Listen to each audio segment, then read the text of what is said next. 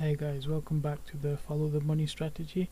In this video we're going to go over a couple of trade examples on the Euro USD, and we're going to start off on the daily time frame, paying attention to structure.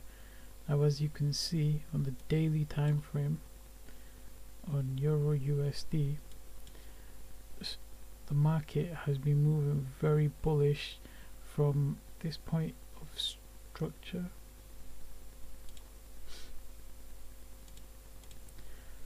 from that high all the way down to that low.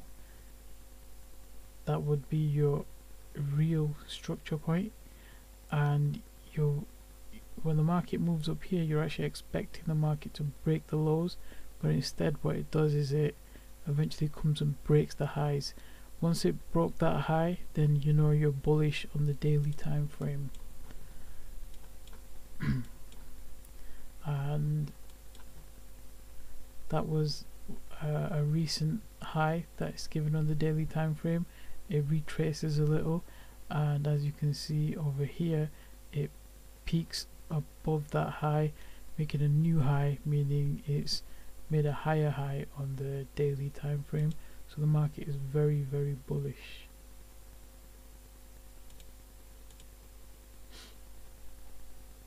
As you can see when you zoom in on the 4 hour, that's your high, a recent high, and the market gives a higher high over here.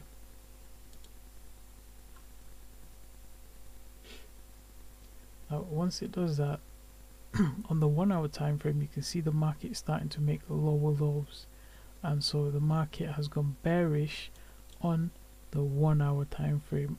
Remember, on the daily it's still bullish, so on the 1 hour you might want to, maybe you take some counter trend trades, but you're aware that it's still very bullish on the daily time frame.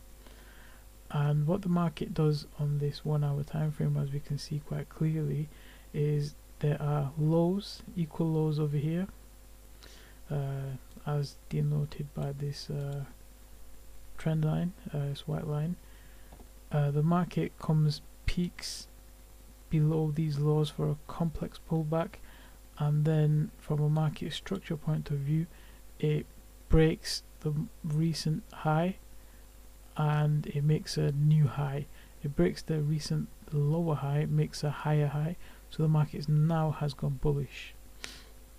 And this complex pullback was just a run on liquidity from somewhere down here, from somewhere in this region. The market just took some liquidity below these lows,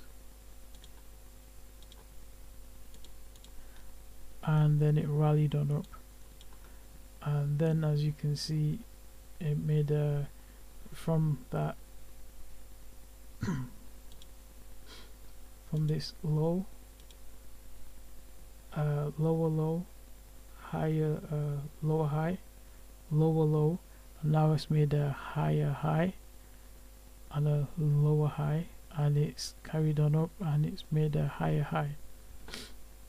So the market now has clearly, on the 1 hour time frame, once it breaks structure here, once it breaks that level, you know that the market's gone bullish, and this over here was just a complex pullback, taking liquidity from over here to move the market up. And now we're looking for some type of buy scenario. We're looking for buys in this market. So if we start going down time frames and paying attention to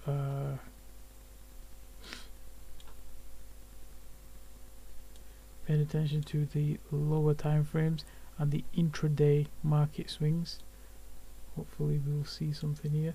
Now if we have a look here, the market made a high, it came back, made a low, and then when it makes a low over here, this is just taking liquidity from these points over here to shift the market up. Remember, the market doesn't move without liquidity, without orders getting filled, so this move here is just orders being filled and shifting the market back up.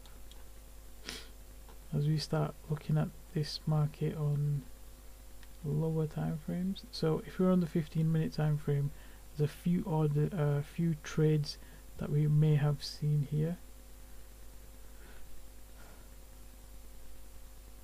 What we'll do is we'll move lower to, let's say, a 5-minute time frame, and we'll look for potential trade ideas.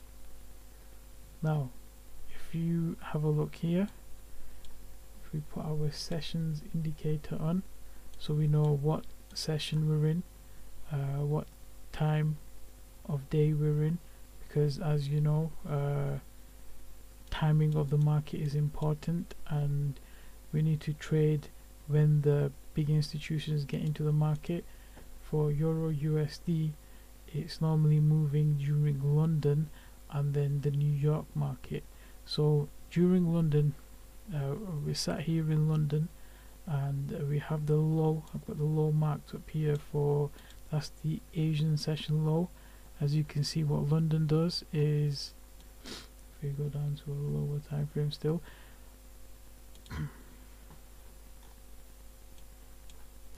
what London does is it breaks below the Asian session low, taking liquidity from there for the what's known as the Judas swing according to ICT. When it takes liquidity from the low, it moves on up and it breaks structure to the high. Now the reason I'm looking at this point over here as a point of structure,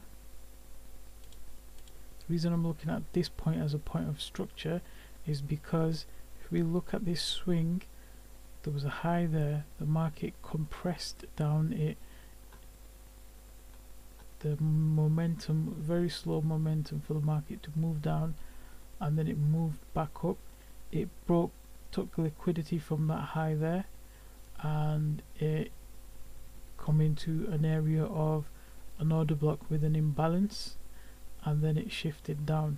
So that's a very important structure point, and it's what we refer to as, on the 1 minute time frame, it's an actual a real structure point. So from that high to that low would be your real structure. Then the market breaks this level, goes bullish, so the market takes liquidity down here and then starts moving on up, and it's a bullish market, and we're looking for buys anyway. So we're looking for potential trades now, and we're looking what the market may have left behind. So what happens as the market starts moving, when we're over here somewhere, what we see is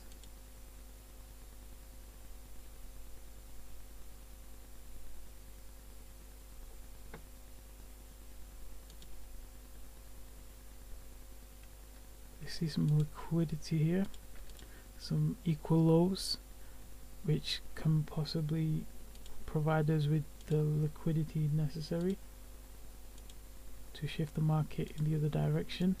And as you can see, eventually the market is going to start to make its way down, and we're looking over here to see some type of point of interest or decision point where the market can come. So what we're looking for, as we've gone over in the previous videos, is an order block with an imbalance, and we see one right over here. It's a nice order block. If we zoom in, it's a nice order block with a nice imbalance there. Now normally what we do is we would get in around this point here, because that's where the imbalance is between these 2 points. That's our imbalance zone between these two wicks. Let me just mark it up a little more accurately. So that's our imbalance there, but sometimes what you can do is sometimes what the market might do, it might fill the whole imbalance. So it might come all the way down, tap into that order block and then take off. Sometimes it might just tap into this imbalance here and take off. Sometimes it might even come to the 50% of the imbalance and take off. So I mean, it's up to you however you want to trade. Some people might say, you know what, I'm always going to take a trade at the 50% and put my stop loss just beyond the order block. Obviously on the lower time frame, we're talking around the 1 minute time frame here. Some people might say, you know what, I'm willing to put in a a larger stop loss. Some people might take a trade off the 50%. It's kind of up to you to figure out yourself, to figure out what type of a trader you are. But as you can see, this one decides to come all the way down to the order block, fills the whole imbalance, and it gives us a nice trade. Let's say, you know, let's say you're a middle of the road trader, you take a trade off the 50% off of that, you put your stop loss just beyond the low of that order block, so it's a 2.5, let's just say it's a 3 pip stop loss, 3 pip stop loss, and we're looking for these equal highs to be taken out. There's a nice obvious TP zone, there's equal highs, which that would be external range liquidity. So if we took this trade, we could get about 30, let's say 33, 35 pips or something along those lines. If we have a 35 pips, that's an 11 to 1 risk to reward ratio on that trade.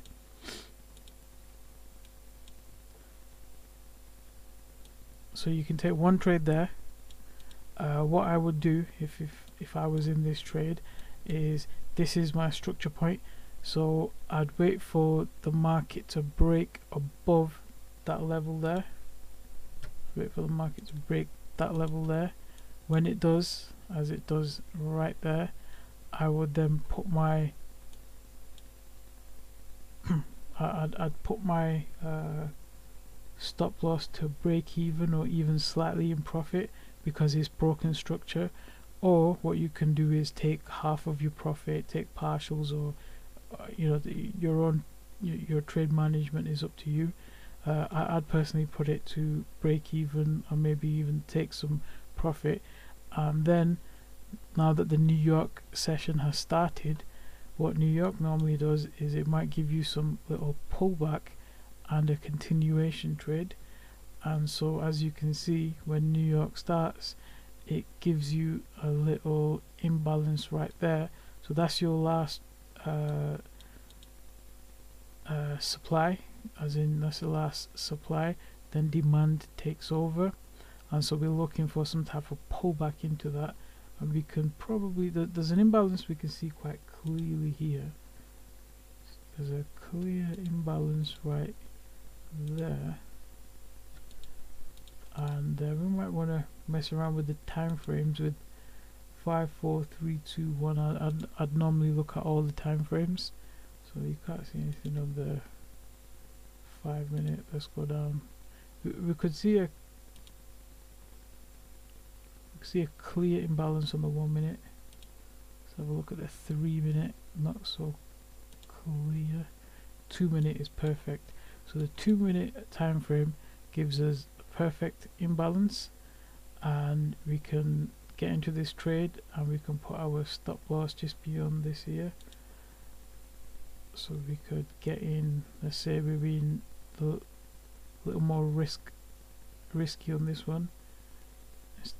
You might have even got it at the 50% of that imbalance, but let's say we go in right at the start of that imbalance, and we put our stop loss just below the order block with the imbalance there. So you know, let's say how many pips is that? It's about 4 pips. Let's make it a 4 pip stop loss. 4 pip stop loss. The market carries on, gives us a 7 to 1 trade opportunity, and so you've got your 11 to 1 there, got an 11 to 1, and you got a 7 to 1. That 11 to 1 was to take out those highs. The 7 to 1 trade that you took here was actually because of the pullback in New York. So you were expecting this market to carry on pushing up, so you can take a nice percentage there as well. But remember, again, what this does, let's go down to the 1 minute time frame.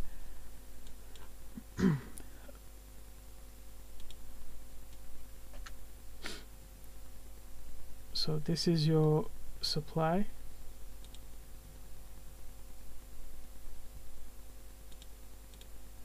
This is your supply. The market sells down, demand takes over. Now you're waiting for the market to come back to the origin of the move, the return to the origin, the supply zone, and you're looking to come for it, the market to come back into the liquidity, the fair value gap, or the imbalance in price, whatever you want to call it. We found that the 2 minute was a little cleaner, so we traded off the 2 minute. You can see these wicks. These wicks are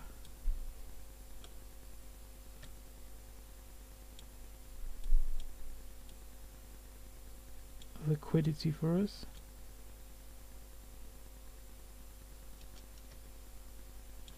So you see below, the market comes below these wicks and it comes below this liquidity into the imbalance, which is a perfect trade. So we've got an order block with an imbalance, and we've got liquidity, so we've got a complex pullback. The market went from a low to a new higher high. It broke structure here, went higher, it came down into the liquidity, into below the liquidity points here, into the order block with an imbalance, and the market took off from there. So that was another perfect trade for us. Thank you for listening.